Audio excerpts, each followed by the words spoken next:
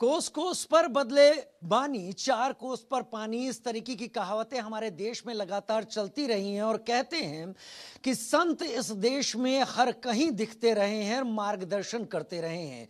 ज्यादा समय नहीं बीता जब उत्तर प्रदेश के प्रयागराज में महाकुंभ 2025 लगा था और संतों की वहां पर महिमा कुछ ऐसी दिखाई पड़ी थी जो देश को, लोगों को, संस्कृति को और आज के विचारों को अपनी बात से राह दिखाने की कोशिश करते रहे थे।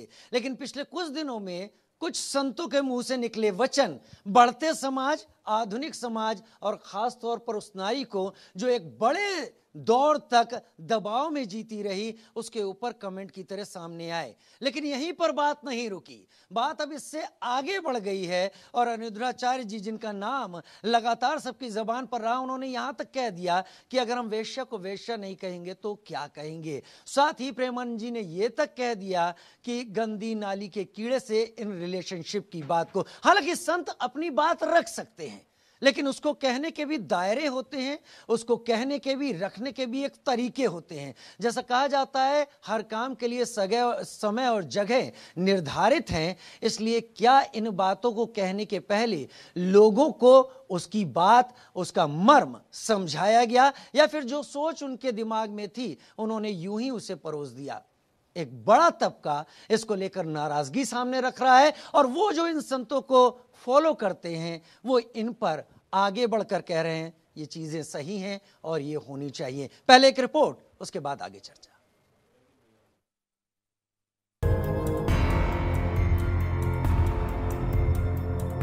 कथावाचकों का महिलाओं के चरित्र पर लांछन लगाना जारी है। महिलाओं के आक्रोश, महिलाओं के गुस्से से बेपरवाह कथावाचक अपनी ही राह में बहे जा रहे हैं। महिलाओं से माफी मांगने की जगह एक कदम और आगे बढ़कर उनके कैरेक्टर पर सवाल उठा रहे हैं। महिलाओं को टारगेट कर रहे अनिरुद्धाचार्य ने फिर से विवादित बयान दिया है। महिलाओं, लड़कियों के खिलाफ लगातार अनाप शनाप बोल रहे अनिरुद्धाचार्य ने लगता है मर्यादा की लक्ष्मण रेखा पार कर दी है। चौतरफा आलोचनाओं से घिरे अनिरुद्धाचार्य ने माफी मांगने, खेद जताने की जगह फिर से विवादित बयान दिया है। अनिरुद्धाचार्य ने मीडिया को ही कटघरे में खड़ा कर दिया है। उन्होंने कहा कि इस पर डिबेट चल रही है कि वेश्या को वेश्या मत कहिए, वेश्या को वेश्या ना कहें तो क्या कहें। इन्हें लिव इन का विरोध करने की चिंता है। बॉलीवुड और मीडिया एक दूसरे के साथ है। अनिरुद्धाचार्य ने खुद का नहीं, महिलाओं पर प्रेमानंद महाराज के आपत्तिजनक बयान का भी बचाव करने की कोशिश की है।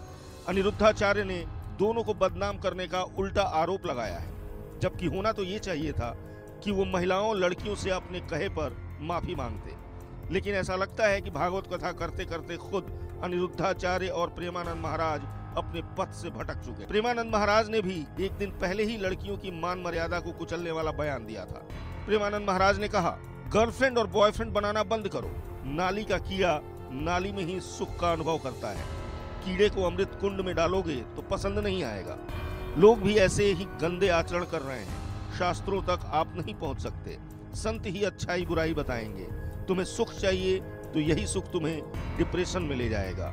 यही सुख कई चीजों में फंसाकर जेल भेज देगा। कथावाचकों के इस तरह के बयानों से महिलाएं आहत हैं। उनका गुस्सा ऐसे कथावाचकों पर उबल रहा है। महिलाओं के चरित्र और उनके आचरण पर सवाल उठाने वाले कथावाचक प्रेमानंद महाराज और अनिरुद्धाचार्य जैसे कथावाचकों को शायद खुद समझ में नहीं आ रहा है कि वो क्या कह रहे हैं। आज के आधुनिक युग में जहां महिलाएं अंतरिक्ष को नाप रही हैं, उन महिलाओं को ये कथावाचक पाबंदियों में कैद करना चाहते हैं। Bureau report, India news.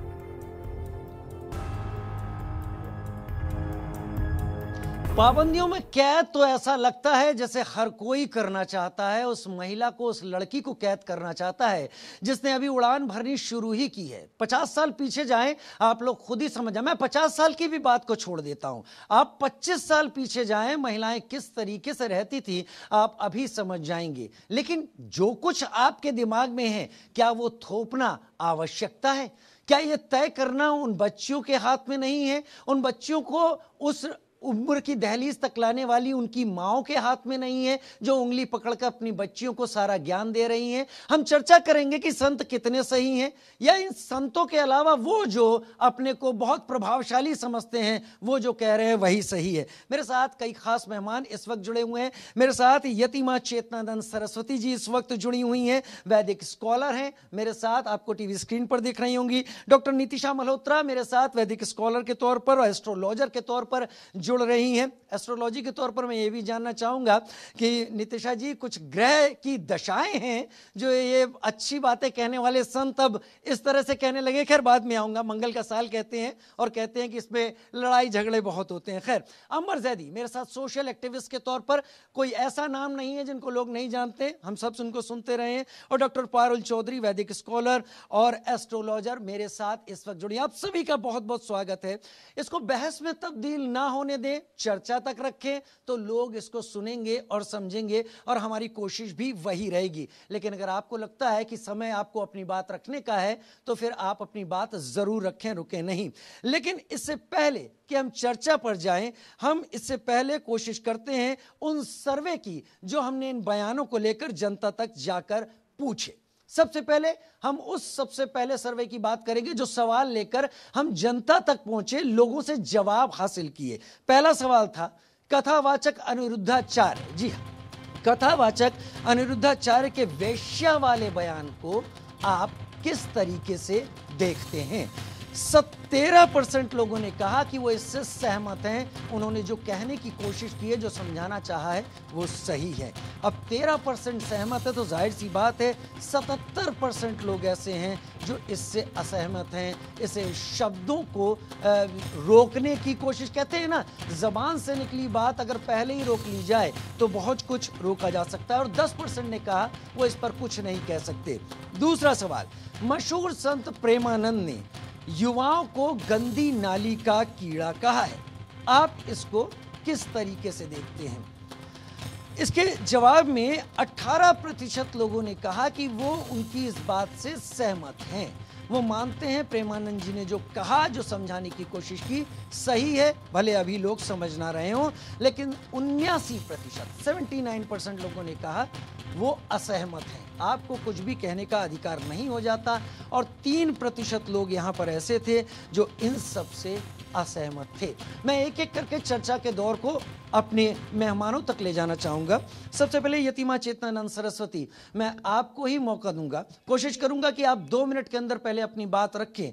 और पहली बात मेरी आपसे अनिरुद्धाचार्य के बयान पर, वेश्या शब्द का इस्तेमाल, इसको बोलना, क्या इसको बोलने से पहले इस बात को सोचा जाता है कि जो उस बाजार में जाकर लड़की खड़ी हो जाती है उसके पीछे की मजबूरियां क्या है? वो किस स्थिति में वहां जाकर खड़ी हो गई है? वो क्या कारण थे कि उसे अपने सम्मान को सबके सामने उघाड़ कर रख देना पड़ा? इस शब्द के इस्तेमाल से पहले हमारे संत सोचते क्यों नहीं?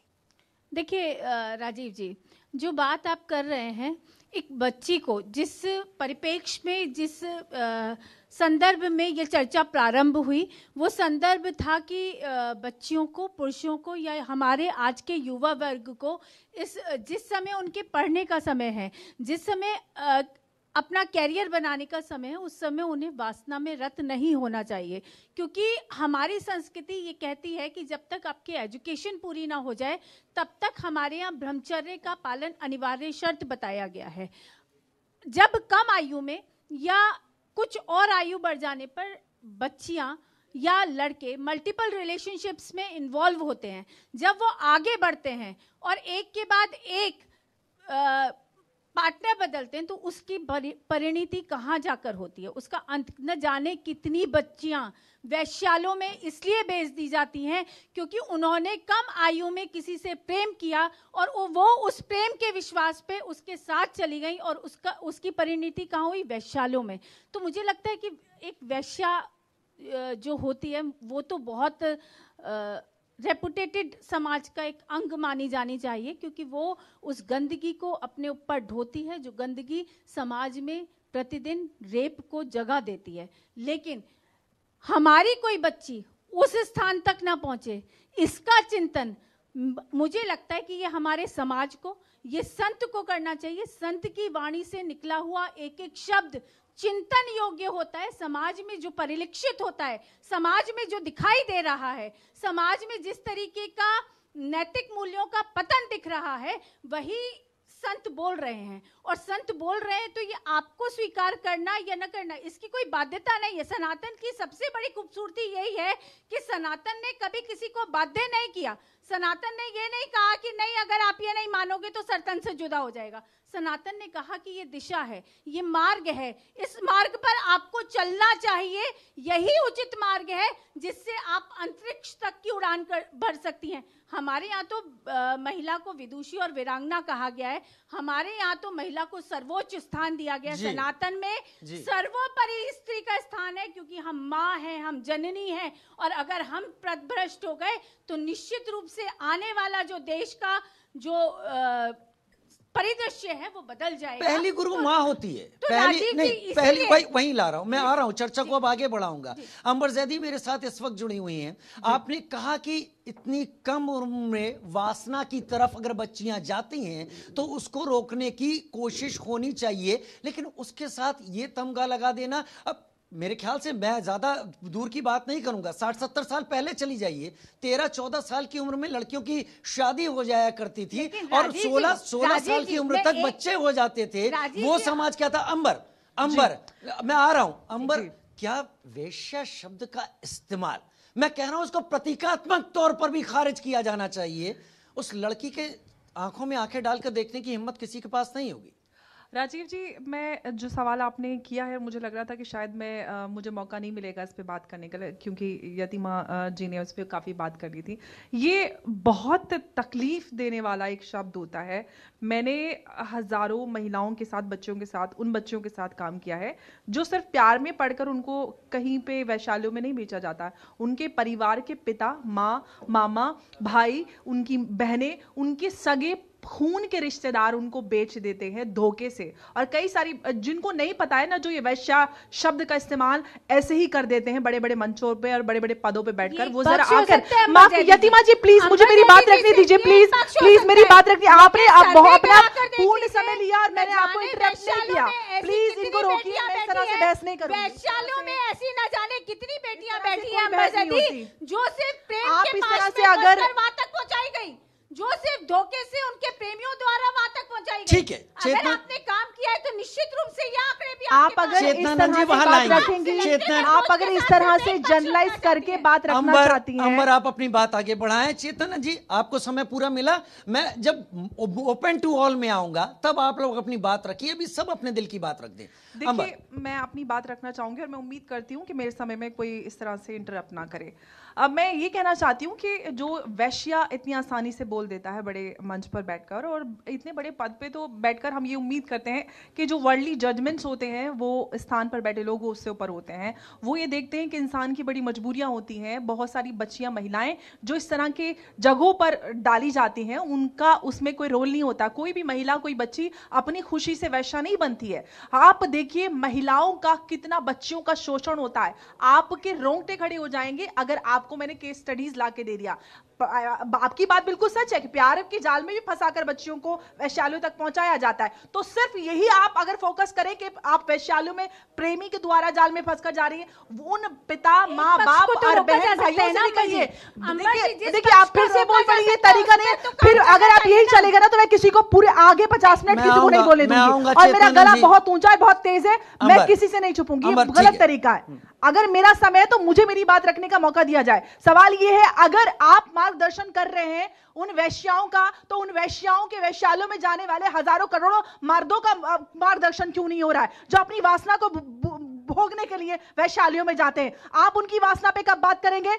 उन वासनाओं पे कब बात होगी? हर चीज का ठिकरा, हर चीज का जिम्मा वैश्याओं का, महिलाओं का, बच्चियों का है। घर में बैठी जो माएं हैं, जो अपनी बच्चियों की परवरिश करती हैं, सबसे ज्यादा जिम्मेदारी है, सबसे ज्यादा करीबी से उनको फिक्र होती है कि हमारी बच्चों के साथ कुछ गलत ना हो जाए। लेकिन किसी के साथ भी अगर गलत हो रहा है, अगर विक्टिम को ही हम विक्टिमाइज, उसका विक्टिम शेमिंग करना शुरू कर देंगे तो हम मैच्योर नहीं है। हमारी मानसिकता बहुत छोटी बहुत क्षीण मानसिकता है हमारी। किसी के साथ गलत हो रहा है तो आप उसको ही आप जिम्मेदार ठहरा रहे हैं। आप समाज को सही करने की दिशा पे आगे बढ़िए। आप कहिए लोगों से कि आप जो लोगों के साथ गलत कर रहे हैं वो गलत ना करें। आप मॉडर्नाइज हो रहे हैं तो आप उसके साथ अपनी रिस्पॉन्सिबिलिटीज को भी ओन करना शुरू कीजिए। अगर आप कोई लिव इन में जा रहा है तो उस लड़के से कहिए कि आप लिव इन में जा रहे हो, ये कॉन्स्टिट्यूशनल है, आपने ये कंसेंट से किया है। आप अगर इस रिश्ते में जा रहे हो तो उसको जिम्मेदारी से उसका निर्वहन कीजिए। लोगों को जिम्मेदार बनना सिखाइए। आप वेस्टर्न कल्चर को फॉलो तो कर रहे हैं, लेकिन वहां का जो माइंडसेट है,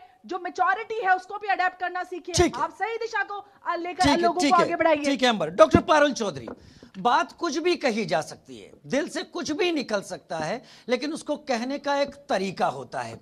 इन्हीं शब्दों को, इन्हीं बात को किसी और तरीके से भी कहा जा सकता था। क्या ये चुभे इसलिए इन शब्दों का इस्तेमाल हुआ है, और इन शब्दों का इस्तेमाल कितना जायज है? 77% लोग असहमत हैं। जी बिल्कुल, मैं यही बोलना चाहूंगी। संत बैठे हैं इतनी बड़ी गद्दी पर, उसके बाद वो क्या बातें बोल रहे हैं? गंदी नाली के कीड़े हैं, क्योंकि हम उसको अपोज कर रहे हैं, उस चीज के बारे में हम बोल रहे हैं, तो हमको मिर्ची लग गई। हमको इसलिए मिर्ची लग गई क्योंकि आप वैश्य बोल रहे हैं, या आप हर लड़की के नाम पे एक कहीं ना कहीं कमेंट दे रहे हैं, अपना पर्सनल टिप्पणी दी जा रही है। संतों को शोभा नहीं देता। और दूसरी बात यह कि अगर मैं आपके पास कोई प्रॉब्लम लेकर आती हूँ तो आपका मतलब ये नहीं है आप मुझे जजमेंट देंगे या आप मुझे जज करेंगे, तुम तो वैश्या हो, तुम तो ये हो, तुम तो वो हो, तुम लिविंग में रहती हो, या तुम गलत रिश्ता निभा रही हो। आप ये नहीं बोल सकते हैं। आप संत हैं, आप मुझे मार्गदर्शन दीजिए। आप मुझे बताएंगे कि बेटा यहाँ पे आप गलत राह पकड़ रहे हैं, आपको ठीक होना चाहिए। आपके शब्दों का आचरण होना बड़ा जरूरी है। आप एक किसी मंच में बैठे हैं और आपको 20 मिलियन लोग देख रहे हैं, आपको पता है कि मेरी आवाज कहां से कहां तक जाएगी।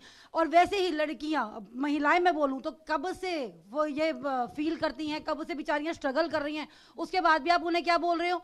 जो मैं बोल रहा हूँ, महिला ही महिला की दुश्मन है। पहले तो महिला ही देखिए हमारे अपोज खड़ी हैं, जो बोल रही है नहीं, वो उन्होंने सही कहा, क्योंकि यही महिला कल को अपने बच्चों को, अपने बेटों को यही सिखाती हैं कि तुम्हारी बीवी ऐसी, तुम्हारी बेटी ऐसी, फिर आगे आगे ये लेगेसी चलती आ रही है। इसी वजह से महिला को ही पहले संस्कार देने चाहिए। अच्छा पारुल, एक बात बताइए, पारुल काट नहीं रहा आपको, एक बात, आप वैदिक स्कॉलर भी हैं जी। ये जो दोनों हमारे संत हैं, ये भी इसके बारे में जानते ही होंगे कि वेदों के हिसाब से या हमारे ग्रंथों के हिसाब से क्या हमारे जो 4 आश्रम बनाए गए हैं, उन आश्रम को ध्यान में रखते हुए जो आज आचरण हो रहा है वो उसके खिलाफ नहीं है, उससे अलग नहीं है?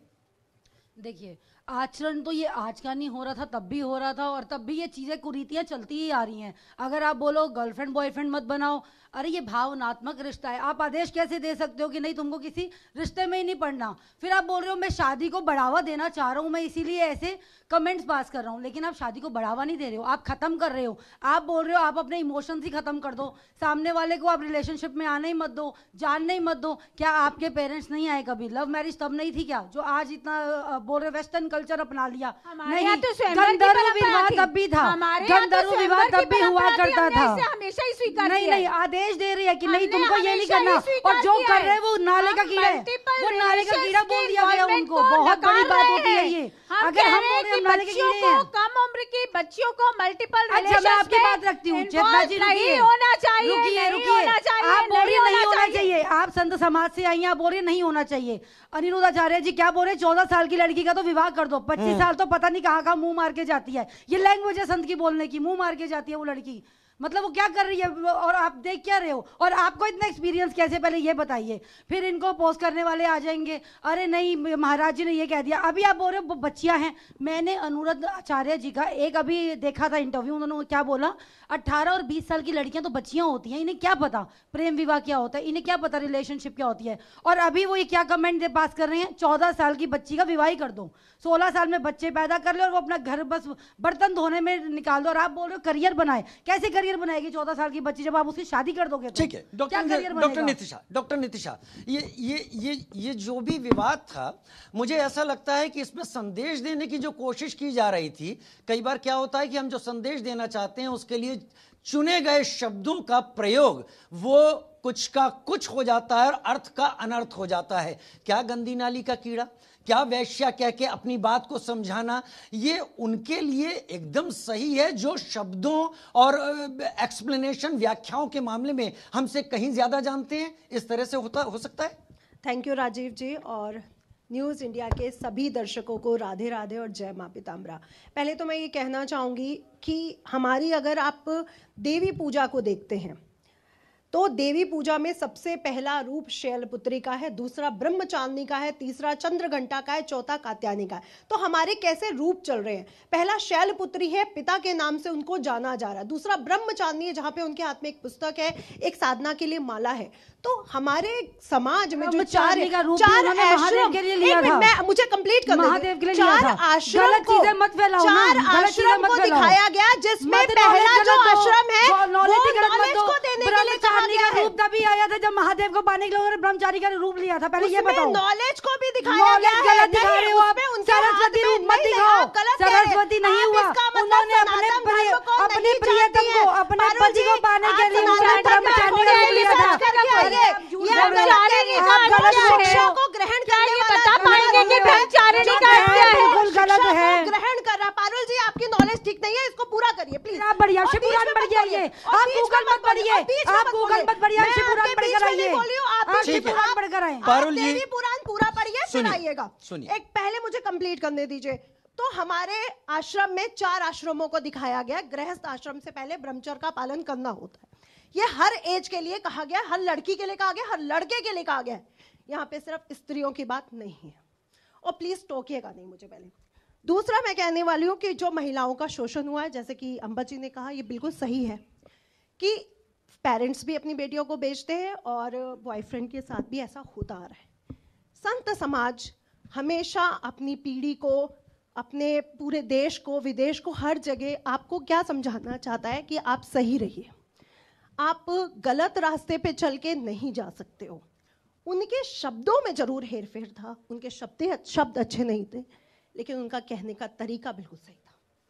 और मैं भी यही कहूंगी कि दुनिया को ये समझना पड़ेगा कि शादी होना या प्रेम विवाह होना ये सब गलत है। एक टाइम पे हर चीज अच्छी लगती है, टाइम से पहले नहीं। मतलब जो पहले बालिका वधू चला था, जो छोटी बच्चों का विवाह होता था तो टाइम से पहले होता था। 18 साल से पहले नहीं, तब तो 18 साल के बाद खुद कराते थे शादियां। राजीव जी, मेरी खुद जाते थे शादियों को। मैं विस्तार पे ले जाऊंगा। मैं विस्तार पे ले जाऊंगा। मैं बता देती हूँ कि इस देश में आखिर क्यों बाल विवाह हुए, आखिर क्यों इस देश ने सती प्रथा को अपनाया, आखिर क्यों। हमारे यहाँ बाल विवाह नहीं थे, हमारे यहाँ सती प्रथा भी नहीं थी। ये तब आया जब मुगलों ने हम पर आक्रमण किए, जब स्त्रियों का संरक्षण असंभव हो गया, तब हमारे यहाँ स्त्रियों ने अपने अस्मिता की रक्षा के लिए जोहर किए। इस देश की संत मुगल बन गए, अब तो संत मुगल बन गए, परंपरा नहीं थी, अब तो संत मुगल बन गए ना। और देश और काल देखिए, संत विश्व कल्याण के लिए लगा है और उनका कहने का तरीका थोड़ा सा गलत माना जा सकता है। उनके शब्दों को मैं बिल्कुल बोलूंगी कि गलत है, लेकिन वो गलत नहीं बोल रहे, वो अपनी पीढ़ी को ये समझाना चाहते हैं, युवा पीढ़ी को ये समझाना चाहते हैं। मतलब एक मिनट, अब मुझे आने दीजिए। चेतनानंद जी, शास्त्र करने वाली विदुषियां, चेतनानंद जी, क्या वाकई समाज में ऐसी विकृति आपको दिखाई पड़ती है जहां पर ये बच्चियां जिनको लेकर ये संत बात कह रहे हैं? मैं फिर कहूंगा, अगर बच्चियों पर आक्षेप है तो सबसे पहले उनको सीख देने वाले उनके माता पिता पर आक्षेप उठना चाहिए, और माता पिता नहीं दे पा रहे हैं तो संत इस तरीके की भाषा का इस्तेमाल करके क्या राह दिखा सकते हैं? चेतनानंद जी, पहले आप, फिर आप। देखिए, आपका जो टैगलाइन है आज का, वो है चरित्र पर प्रहार संत कर रहे लक्ष्मण रेखा जी। तो आप वेदों पर जाना होगा, ग्रंथों पर जाना होगा। रावण ने सीता हरण कब किया, ये देखना होगा। इस देश में हमारे यहाँ 2 ही ग्रंथ महत्वपूर्ण माने जाते हैं, महाभारत और रामायण। रामायण में माँ सीता का जब राम जी को छलकर ले गया था, तब उस समय लक्ष्मण रेखा बनाकर गए थे और ये कहा गया था कि हे माँ, जब तक मैं या मर्यादा पुरुषोत्तम राम लौट कर ना आए, तब तक आप इस दहलीज को, इस लक्ष्मण रेखा को पार ना करना, क्योंकि संकट है बाहर। पता नहीं कौन छद्म भेष में आया है आपको छलने के लिए। तो आज तो हर लड़की संत लक्ष्मण रेखा पार कर रहे हैं, हर लड़की लक्ष्मण रेखा पार कर रही है। धर्मांतरण का इतना बड़ा रैकेट, उसमें फंसने वाली इतनी ज्यादा सनातन बेटियों की संख्या, हर रोज 10-15 केसों का खुलासा। आखिर ये बच्चियां फंसती क्यों हैं? निश्चित रूप से माँ बाप की भूमिका होनी चाहिए। अगर माँ बाप अपनी भूमिका को सुनिश्चित कर लें तो मुझे लगता है संतों को इस लक्ष्मण रेखा को पार करने की कभी भी अंबर जवाब दीजिए। ठीक है, अंबर जवाब दीजिए। देखिए, मुझे लगता है लक्ष्मण रेखा पर अगर बात हो रही है तो ऐसा लग रहा है कि पूरी तरह से माँ सीता के ऊपर पूरी जिम्मेदारी डाल दी जा रही है कि जो लक्ष्मण अगर करके तो उनकी गलती थी। अगर उसके बाद की भी कहानी बता दीजिए, उसके बाद की भी कहानी बता दीजिए कि उन्होंने सोने की लंका में रहकर भी किसी तरह का कोई कॉम्प्रोमाइज नहीं किया। उस महिला चरित्र के बारे में भी बताइए ना। आप सिर्फ लक्ष्मण रेखा पार करने के बारे में बता रही है। उन्होंने कॉम्प्रोमाइज नहीं किया, उन्होंने सोने की लंका में रावण के साथ आगे नहीं बढ़ी, उन्होंने वहीं अपने पति के साथ रही। अयोध्या छोटा साम्राज्य था, लक्ष्मण लंका सोने की थी। अगर उनको लक्ष्मण रेखा पार करके सारी वर्ल्डी जॉयस को एंजॉय करना होता, अगर आप महिला चरित्र की बात कर रहे हैं ना, तो आगे का चरित्र बताइए ताकि महिलाओं को सीख मिले। आधी अधूरी बात। चेतनानंद जी, ठीक है, चेतनानंद जी, क्या आप अपने फैसले खुद लेती हैं? नहीं, मैं समाज के साथ लेती हूँ और मेरे को हर समय, देखिए मेरा जीवन सार्वजनिक है और मैं हर समय समाज की कसौटी पर रहती हूँ। और मैं अपने संन्यास के बाद मेरे जितने फैसले होते हैं वो मेरे गुरुजन लेते हैं। उनको अधिकार है मुझे ये बताने का कि मैं कहाँ सही हूँ और कहाँ गलत हूँ। नीतिशा मल्होत्रा जी, क्या आप अपने फैसले खुद लेती हैं? राजीव जी, बिल्कुल खुद लेती हूँ, लेकिन इसका मतलब ये नहीं है कि मैं अपने चरित्र को भंग करके सारे फैसले लेती हूँ। अपने चरित्र में रह के फैसले लेना हर औरत के अधिकार में, हर महिला के अधिकार में है। आप भी काम कर रहे हैं, ये भी काम कर रही है, सब काम कर रहे हैं। एक बात बताइए, कौन चरित्रहीन है? सब काम कर रहे हैं, सब काम कर रही है, शुरू से कर रही है। हमारे देश में औरतों को देवी कहा गया है। स्वयंवर होते थे तो पहले स्त्री से पूछा जाता था तुम्हें किससे विवाह करना है, पुरुषों से नहीं पूछा जाता था। लेकिन इसका मतलब ये नहीं है जो नोएडा, बॉम्बे सब जगह हो रहा है। सर्दियों में लड़के पूरे कपड़े पहन के घूमते हैं, लड़कियां शॉर्ट्स पहन के घूमती है। ठंड है भाई, कपड़े ढंग के पहनो। तो छोटे कपड़े पहनने से शराबे पीना किसी का चरित्रहीन हो जाता है? बिल्कुल चरित्रहीन नहीं होता, लेकिन आप ठंड है ना, सर्दी है, सर्दी में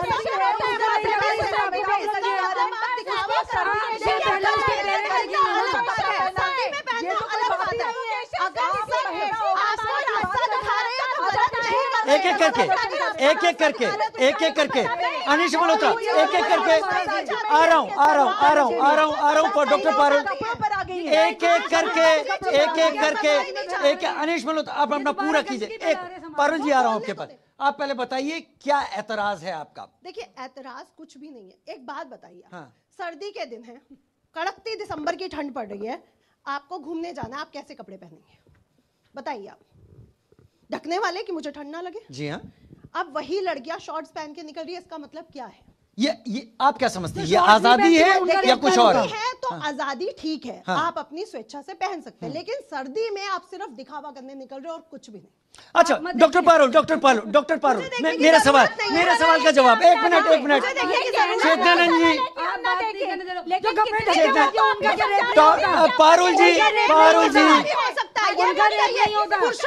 पारुल जी, ये आईटीओ चौराहा नहीं है। पारुल जी, मैं आपसे वही पूछ रहा हूँ। ये तय करना भी क्या हम बाहर किस तरीके का अपना रूप सामने रखना चाहते हैं सार्वजनिक जगहों और नितांत निजी जगहों पर, क्या हमें यह तय करना नहीं चाहिए कि हम कैसे दिखें या कैसा प्रभाव डालें? देखिए, अभी कितनी बड़ी बात संत ने यहाँ पे खड़े होकर बोल दी, फिर से कटघर में माँ सीता को खड़ा कर दिया इन लोगों ने। फिर से वही देंगे अग्नि परीक्षा, वो देंगे क्योंकि सीता माँ गलत थी। उन्होंने मर्यादा लांघ दी थी, उन्होंने लाइन पार कर दी।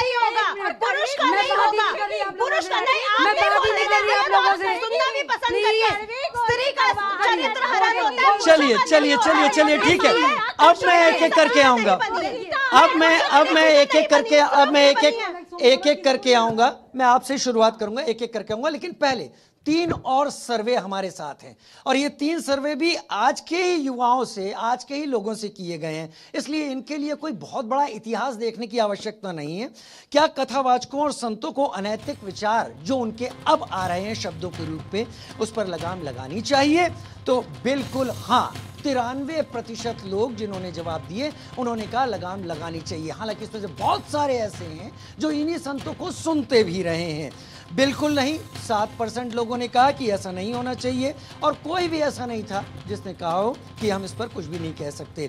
क्या कथावाचकों को चरित्र का, ये सबसे खास है, सर्टिफिकेट देने का अधिकार है? 21% लोग कहते हैं हाँ अधिकार है उन्हें देने का, 79% कहते हैं नहीं है। यानी ये दो में ही बात यहां पर बट के रह जाती है।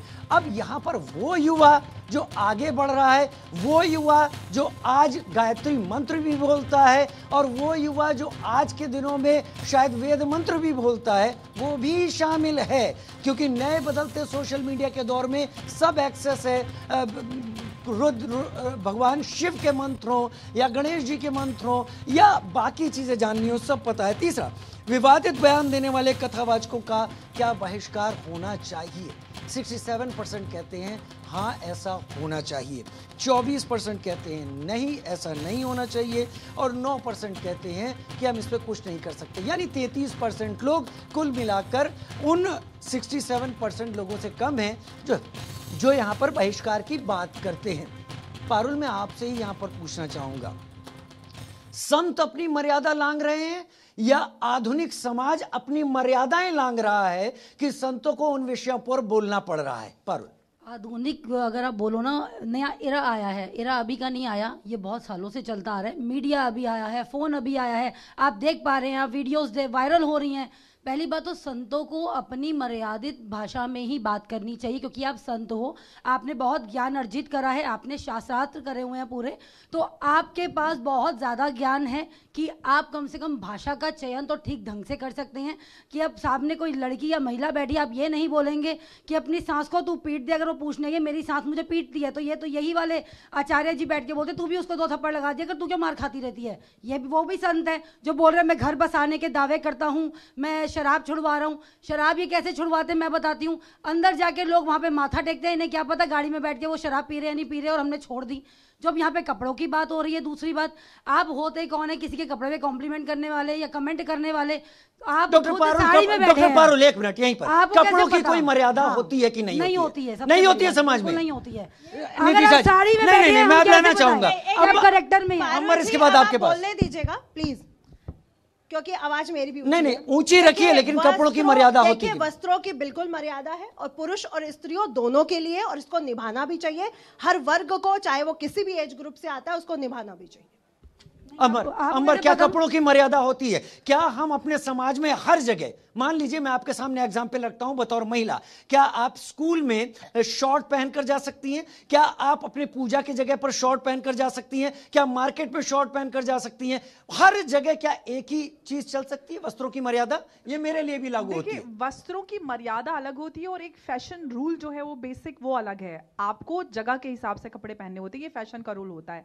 अब मैं यहाँ पर बैठकर मैं कुछ छोटे कपड़े पहन के आ जाऊं तो वो इनडिसेंट लगेगा। हम में सब में सेंस होता है, ये बेसिक फैशन रूल है कि जगह के हिसाब से आप बीच पर जाएंगे तो आप साड़ी या बुर्का पहनकर नहीं जाएंगे, वहां पे ऑफ कोर्स आपको बीच वेयर या बिकिनी या ट्रंक्स आपको पहनने पड़ेंगे। ये तरीका होता है। अब ये कहें कि भाई आपको सर्दी में आप छोटा कपड़ा नहीं पहनेंगे, आप गर्मी में बड़ा कपड़ा नहीं पहनेंगे, ये अपनी मर्जी है, मुझे कैसे कंफर्टेबल फील होता है। सर्दी में 8-9 बजे रात को मार्केट जा रहे हो, जिसको जैसा लगता है, मैं छोटा कपड़ा नहीं पहनती, जो छोटा कपड़ा पहनती है उसको अच्छा लगता है, उसका अधिकार है, संवैधानिक अधिकार है। ये आप सिर्फ दिखाना चाहते हो, ठंड सबको लगती है, हर पुरुष को लग रही है ठंड, हर स्त्री को लग रही है ठंड, लेकिन आप छोटे कपड़े पहन के छोटा कपड़ा पहन के दिख रहे होते, सर्दियों में पुरुष नहीं पहन के दिख रहे होते। सबसे बड़ी बात है, मुझे बता दीजिए आपके पास के कपड़े पहले देते हैं। चेतना जी ठीक है, चेतना जी ऐसा तो नहीं है, ठीक है चेतना जी ठीक है एकदम। नहीं मैं अंबर ऐसा है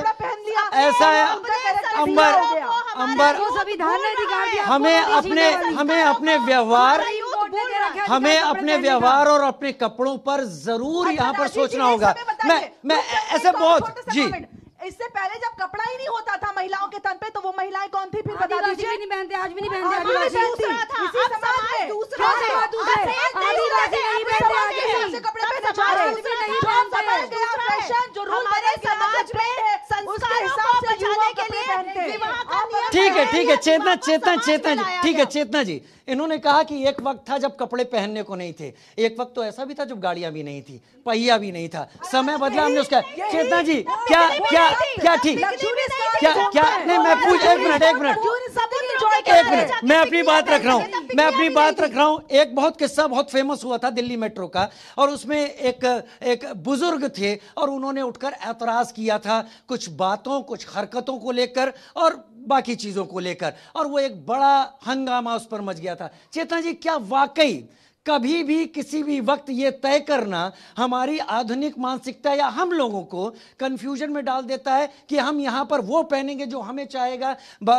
जैसे ये कह रही थी कि शायद जाड़ों में नहीं, इन्होंने कहा कि हम जगहों पर नहीं, यहां इस जगह की मान्यता ये कहती है कि यहां पर एक सलीकेदार कपड़े होने चाहिए। देखिए राजीव जी, मैं ये जानना चाहती हूँ कि क्या कपड़ों से, जैसे आप कह रहे हैं कि पूरे वस्त्रों में या कोई महिला ढकी हुई है तो वो आधुनिक नहीं है, मैं आधुनिकता की परिभाषा जानना चाहती हूँ। मुझे लगता है कि आधुनिकता या शिक्षा या प्रोग्रेसनेस जैसे कहते हैं वो तब आती है जब आपके विचार उतने उन्नत हो कि आप समाज में किस तरीके का तो क्या पहनावा समाज में ऐसी तस्वीरें बहुत आने लगी कि प्रेमानंद जी को और तस्वीरें तो ये भी अनुरागाचार्य जी आती हैं, जी तस्वीरें तो ये भी आती हैं कि पब्लिक प्लेसेस पे आप यहाँ जो पार्क दिल्ली में बने हुए हैं, आप जरा चले जाइए, आपकी आंखें शर्म से ना झुक जाएं तो आपको पता चल जाएगा कि वहाँ प्रेमी जोड़े बैठकर क्या कर रहे हैं और किस उम्र के हैं और किसकी कितनी पत्नियां हैं, कौन अपनी पत्नी को घर छोड़कर आया है, कौन प्रेमी के साथ बैठा हुआ है। ये दिल्ली के पार्कों की हालत, और मेरे ख्याल से क्राइम रिपोर्टर्स ने इसको देखा भी हुआ। सर्वे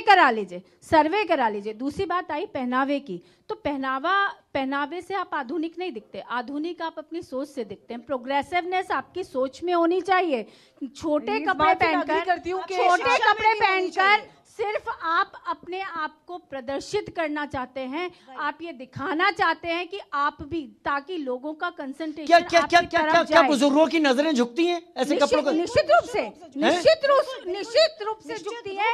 आज इतना उद्दंडता हमारे युवाओं में आ गई है कि वो सुनना नहीं चाहते, वो समझना नहीं चाहते। अमर युवा सुनना नहीं चाहते। दिल्ली के पार्कों की हालत की बात कर रही हैं और कह रही हैं बुजुर्ग देखता है तो नजरें झुकती हैं। आप बताएं। देखिए, जो बदलता दौर है उसका असर युवाओं पे ज़रूर है, लेकिन उसको समझाने का, दिशा निर्देश करने का एक तरीका होता है। आपने बात कही कि जो आप मॉडर्न होते हैं वो अपने विचारों से होते हैं, बिल्कुल मैं इस बात को मानती हूँ कि कोई बुर्का पहनकर या बहुत साड़ी में पल्लू ढककर वो बहुत आधुनिक सोच का और बहुत उच्च विचारों का हो सकता है। लेकिन मैं फिर यहाँ पे यही बात कहूँगी कि वो लोग जो इस तरह के कॉमेंट्स कर रहे हैं उनके विचारों से तो कहीं पे भी आधुनिकता नहीं लग रही, ना ही लग रहा है कि वो बड़े उच्च विचारों वाले। अगर वो वैश्या बोल रहे हैं, महिलाओं को बोल रहे हैं, समाज में दिख रहा है, इस तरह से जो समाज में दिख रहा है बिल्कुल सही बात है, कंसर्न ठीक है, लेकिन शब्द महिलाओं को पे कटाक्ष, छीटाकशी, महिला विरोधी मानसिकता, ये उच्च विचार नहीं है, ये निचले स्तर के विचार है, सड़क छाप विचार है। इस तरह के विचार सड़क छाप लोगों के होते हैं जो महिलाओं को देखकर सीटी बजाते हैं, महिला चाहे बुर्के में हो, साड़ी में हो या कोई भी वस्त्र पहने हो, जो महिलाओं को देखकर सिर्फ उसका ऑब्जेक्टिफिकेशन करता है। डॉक्टर पारुल, अगर हम अपने बेटों को समझा लें, अगर हम अपने बेटों को ये चीज ज्ञान दे दें तो शायद बेटियों के ऊपर एतराज होने बंद हो जाएंगे। क्या ये जो नजरें हैं, ये नजरों में गंदगी है? डॉक्टर पारुल, यही कहा था, कुछ ऐसी ही महिलाएं होती हैं जो अपने बेटों को यही संस्कार देती हैं, ऐसा नहीं करना, तेरी बीवी ये नहीं करेगी, तेरी बेटी ये नहीं करेगी और तेरी बहन ये नहीं करेगी। ऐसे संस्कार घर से दिए जाते हैं। महिला ही बेटा जो पैदा करती है वही संस्कार देती है, वही मर्द होता है, लेकिन आगे चलाता है।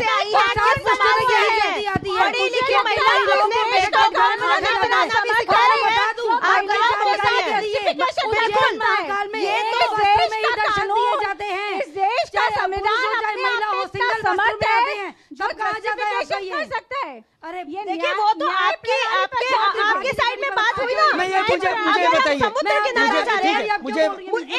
मुझे बताइए कि क्या गलत कहा है इन संतों ने, और आगे अगर ये चीजें होती हैं तो क्या उनको भी सोचने का उनकी सोच है, हम इसको ऐसा करके दरकिनार क्यों नहीं करते, क्यों इस पर परेशान? टीचर का क्या काम होता है? आपको समझाना, सिखाना, गाइडेंस देना। समझे ना समझे? कटाश अक्षर नहीं बोलने, तू तो वेश्या है, तू तो शब्दों का प्रयोग गलत है, ये हम भी मानते हैं कि शब्दों का प्रयोग गलत है। हम भी टीचर हैं, हम भी बैठे हैं सामने। रिलेशंस बनाने वाली स्त्रियों को वेश्या ना कहे तो क्या कहें? आपको कैसे पता बनाती है? मैं खिलाफत करूंगा। चेतना जी,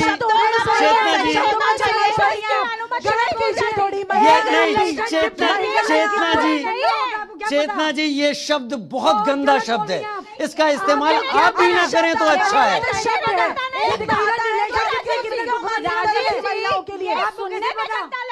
लेकिन करने में गंदा नहीं लगता। तो इसीलिए उन पुरुषों को, हमारी मर्यादा नहीं है कि हम इन शब्दों का प्रयोग करें, हमारी ये मर्यादा नहीं है। वो पुरुष आते हैं फिर पहली बात तो कोई रिश्ते में से अपनी मर्जी से 4-4 रिश्ते नहीं बनाता है। अगर एक शादी खराब होती तो कोई दूसरा बना रहा है।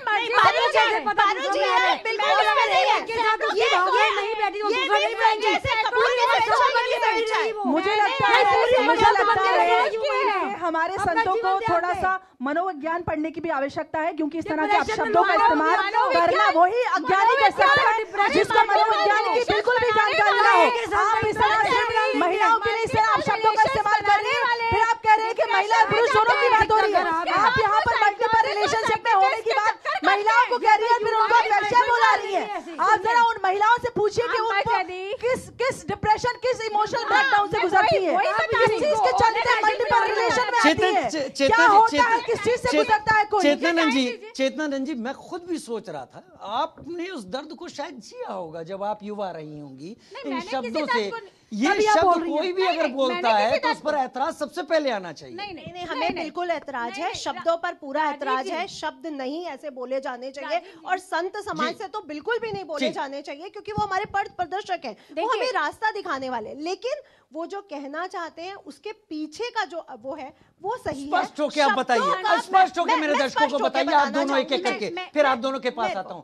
पहले आप बताइए वो क्या चीज है जो उनकी आंखों में चुभ रही है, जिससे ये शब्द निकल रहे हैं, और मैं उनको लीवरेज भी देता हूं, शायद वो ना बोलना चाहते हो। जी, मेरे को बोलने दीजिएगा। मैं पहले तो ये कहना चाहूंगी, हमारे समाज में विवाह की स्थापना क्यों की गई थी?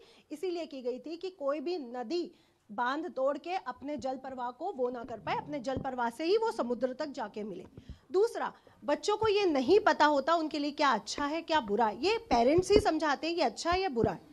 छोटे शहरों से लड़कियां आती हैं, वो यहाँ पे आके फैशन को देखती हैं, चीज़ों को देखती हैं, और उसमें समझ नहीं पाती कि क्या गलत है क्या सही है। लिव इन में रहना उनको बहुत अट्रैक्टिव लगता है, सिगरेट पीना बहुत अट्रैक्टिव लगता है, शराब पीना बहुत अट्रैक्टिव लगता है, लेकिन वो ये नहीं समझ रही है कि वो जो पुरुषों के साथ संबंध बना रही है वो गलत है। मुझे लगता है जिस लिव इन की आप बात कर रही हैं अंबर, विद ड्यू रिस्पेक्ट आप दोनों की तरफ से, वो लिव इन हमारे समाज का एक बहुत छोटा हिस्सा है जो इसको देख रहा है। चेतन नहीं, आप ये समझ नहीं पा रहे हैं कि यही जो हिस्सा जो हमें छोटा दिख रहा है वो मेट्रो सिटीज में बहुत बड़ा होता जा रहा है, बहुत बड़ा होता है। चेतन जी, आपको क्या लगता है, जो सवाल मैंने इनसे पूछा इसी के बाद उन्हें क्या ऐसा दिख रहा है कि वो इन शब्दों का इस्तेमाल कर रहे हैं? देखिए, एक संत जब अमर्यादित होता है, जैसे आप अमर्यादित कहते हैं, हम तो नहीं कहते, क्योंकि हम तो दुर्वासा की परंपरा से आते हैं। जो लोग सनातन को जानते हैं कि वो दुर्वासा ऋषि का क्रोध कैसा था, तो हम दुर्वासा की परंपरा से आने वाले, परशुराम जी की परंपरा से आने वाले संत हैं, और हम ये जानते हैं कि जब कोई सीमा पार हो जाती है तब ऐसे शब्दों का भी प्रयोग करना चाहिए जो मन को आहत कर दें और सोचने पर मजबूर कर दें। आज होना तो ये चाहिए था कि समाज उनकी वाणी को स्वीकार करता और इस पर चिंतन करता। आज कम आयु में हमारी बेटियां, जब पढ़ने का समय है तब वो मल्टीपल, उन्होंने जो कहा वो अस्वीकार्य है, लेकिन ये स्वीकार्य है समाज को कि उनकी बेटियां मल्टीपल रिलेशंस में इन्वॉल्व हों, वो डिप्रेशन का शिकार हों, क्योंकि पार्टनर जब बदलते हैं तो निश्चित रूप से इमोशनल ट्रॉमा, फिजिकल ट्रॉमा और इकोनॉमिक ट्रॉमा तीनों काम करते हैं, और वो साइकोलॉजिस्ट और साइकेट्रिस्ट के चक्कर काटें, ये स्वीकार है। लेकिन ये स्वीकार नहीं है कि एक संत कह रहा है कि आपको मर्यादित रहना चाहिए, आपको सभ्यता के दायरे में रहना चाहिए। किसने मना किया कि आप पढ़िए मत, आप ऊंची उड़ान मत करिए, लेकिन जो बच्ची 15-16 बेचारे 17 बोलते साल हैं की कि महिलाओं का काम घर में रहकर 15-16 साल की उम्र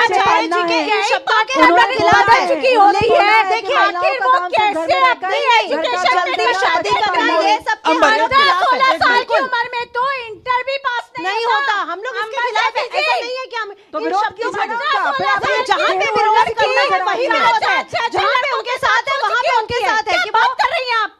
और उसके बाद किस तरीके के डिप्रेशन का शिकार होती है, नहीं मैं क्योंकि मैंने एक लंबे वक्त तक क्राइम रिपोर्टिंग को भी नजदीक से देखा है। दिल्ली के एक स्कूल का एक वीडियो बहुत वायरल हुआ था, शायद पहली बार था, और उसके बाद एक बड़ी बहस चली थी। लेकिन अंबर, मैं आपका रुख करूंगा, वो क्या देख रहे हैं जिसके चलते उनके शब्द निकल रहे हैं? चेतनानंद जी कह रही हैं एक लड़की 16 साल में इंटर नहीं पास कर पाती, वो एक मेंटल फिजिकल कई ट्रॉमा से गुजरती है इनके बाद। देखिए, मुझे लगता है कि जो समाज हमारा, हम एक ट्रांजिशनल फेज में हैं, जो चीज़ें बदलाव हम देख रहे हैं आफ्टर डिजिटलाइजेशन, बहुत कुछ बदला है। जिस कांड की आपने बात की बहुत पुरानी बात है और बहुत सारी चीज़ें हो रही हैं। हम लोग एक वल्नरेबल स्टेट में आ गए, हमारी कोई प्राइवेसी नहीं है, लोग एक दूसरे से ग्लोबली कनेक्टेड है। कोई भी कहीं पे भी बैठकर, छोटे बड़े शहर की तो बोलिए, बड़े शहर की लड़कियां तो फिर भी काम काज में पढ़ाई लिखाई में होती है, छोटी शहर की महिलाएं लड़कियां आप इंस्टाग्राम उठाकर देखिए, बुढ़ी महिलाएं इंस्टाग्राम पे पूरी नंगी होकर नाच रही है लिटरली। क्या कुछ नहीं हो रहा है। अब बोलने दीजिए कि आप बार-बार बीच में बोलने लग जाती हैं, बीच में बोलने लग जाती हैं, ठीक नहीं है। मैं वही पूछना चाहती हूं, उसको संस्कार कहेंगे? संस्कार नहीं कहेंगे, लेकिन उसको काम करने का, आप ग्राउंड पे काम कर लीजिए। आप उनको बोलेंगी वैश्या बोलेंगी, उनको आप उनको वैश्या बोलेंगी, आप उनको वैश्या बोलेंगी। वैश्या बोलकर किसी को शब्दों पे नहीं,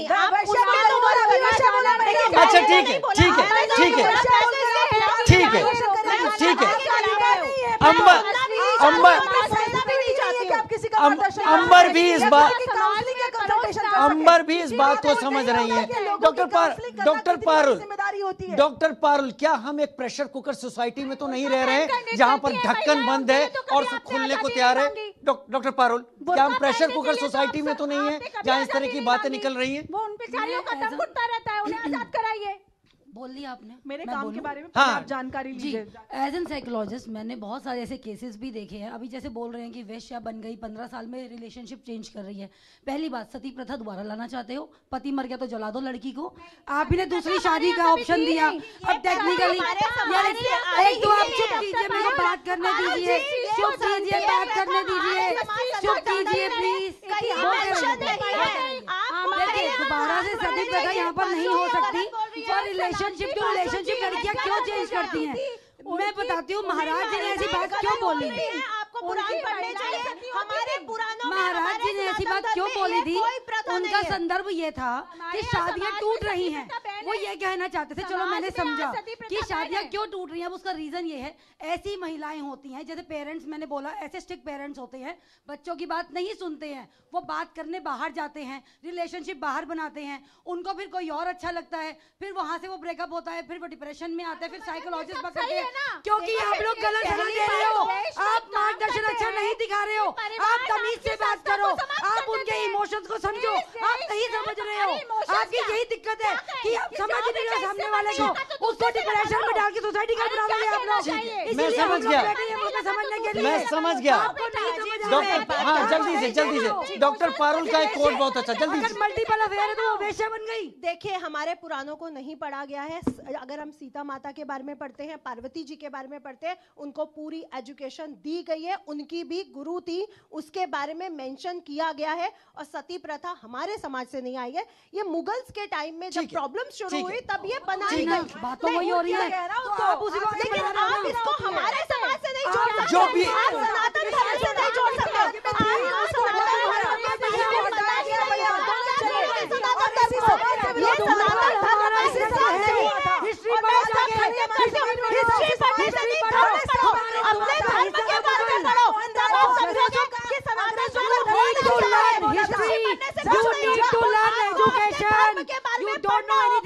आपको अपने पुराणों को पढ़ना होगा। हम सब बढ़ के बैठे तभी हम बात कर रहे हैं। लेकिन डॉक्टर पारुल ने कहा, चेतना जी ने कहा, अंबर जी ने कहा, देखिए नहीं, मैं समझ बंद करो। गूगल में कुछ नहीं है, पुराणों को पढ़िए, देवी पुराण की को पढ़िए। जरूरत आपको है डॉक्टर गूगल पारुल में क्या है? डॉक्टर पारुल, पढ़ने की जरूरत आपको हम है। लोग गूगल बाबा से पढ़े हुए नहीं है। मैं एक बात समझ गया हूँ, मैं कम से कम एक बात समझ गया हूँ। डॉक्टर पारुल ने कहा है सबको समझने की जरूरत है। चेतना जी भी वही बात कह रही हैं, कमोबेश नितिशा जी भी वही बात कर रही हैं, अंबर भी वही कह रही हैं। बात यह है कि लड़कियों को फैसला तो लेना चाहिए, लेकिन यहाँ पर एक बात बहुत जरूरी है। हमारे समाज में हमारे पुरखों ने या हमारे समाज ने खुद नियम बनाए हैं जिसमें कई काम के लिए समय और जगहें निर्धारित है। कौन सा काम किस समय पर किस जगह पर होना है, किस शालीनता के साथ होना है, उसको तय करना भी आज की युवा पीढ़ी को सीखना होगा। और हमारे जो वरिष्ठ हैं, जो संत हैं, उन्हें शब्दों का वो कड़वा घूंट पिलाने की जगह इस बदलते समाज को अभी शुरू में प्यार से ज्ञान तक पहुंचाना होगा। बहुत धन्यवाद अंबर, आप मेरे साथ जुड़ी, डॉक्टर पारुल आप, चेतनानंद जी आप, और हमारी सहयोगी नितिशा जी आप हमारे साथ जुड़ी। ये चर्चा चलती रहेगी क्योंकि महिलाएं हैं। मेरा यहाँ पर बोलना केवल एक माध्यम की तरह है, एक हुक की तरह है। आप लोग इनकी बातों को सुनकर खुद तय कीजिए कि इस विवाद में कहाँ पर किसकी बात सही है।